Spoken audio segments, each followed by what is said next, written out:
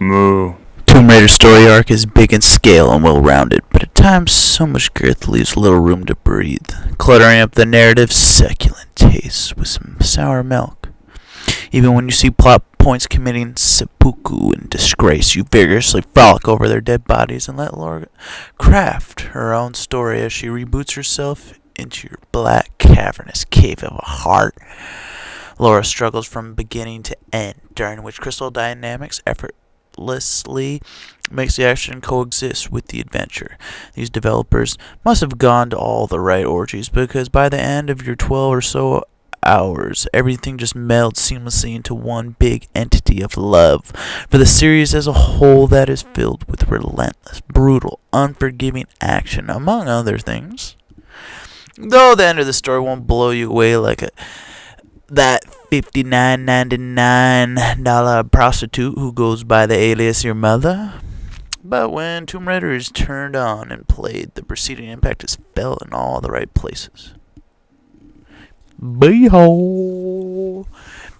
Being able to tell the subtle upgrades definitely would be as hard as it is for a PS4 owner to get a job.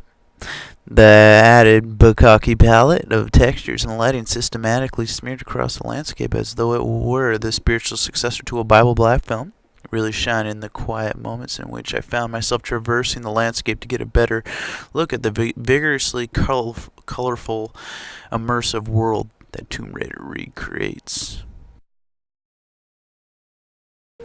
Hello? Hello? Sam! Hello? Sam! It's Lara! Oh God, Laura. It's good to hear your voice. Yours too, Sam. Is the rest of the crew with you? No, I just managed to steal this radio off a guard. A guard? I've been kidnapped. What? Where are you? I don't know. Some old Japanese palace. They keep talking about a fire ritual. Laura, I'm fucking terrified. Shit, someone's coming. I've got to hide this thing. Sam? Sam! Camilla Luddington isn't your typecasted rough British girl who's just there to act like a Sony CEO on stage. Liar. But instead, you can actually see her performance as the artistic creation it should be.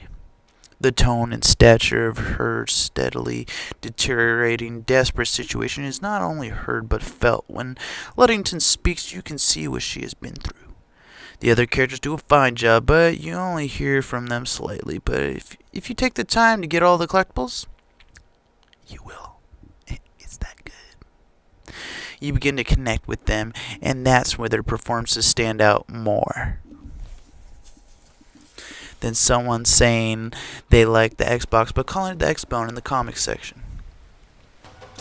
As for the music, it builds at all the intense moments you would expect, but when you were just freely exploring, the mysteriously tribal rhythms really stand out, capturing the essence of the island.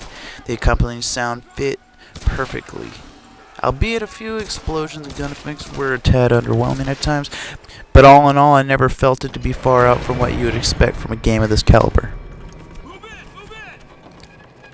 Multiplayer pits 16 players in uncharted battlegrounds, and much like any PS4's online games, the whole experience can be summed up in one word: meh. This portion was developed by a separate studio and leaves the door open for more. Taking risks is how multiplayer in a Tomb Raider game came to be. So next time around, with Microsoft's funding and hopefully more of a direct hand in all aspects of development, with the next game due out next year against Uncharted, they better use that extra helping hand to reach around the competition and jerk their game into first place. That's right, Nathan. With a little bit of action for any type of hero, Tomb Raider is ready to rise into the next sequel and continue the journey as Lara Croft becomes the Tomb Raider.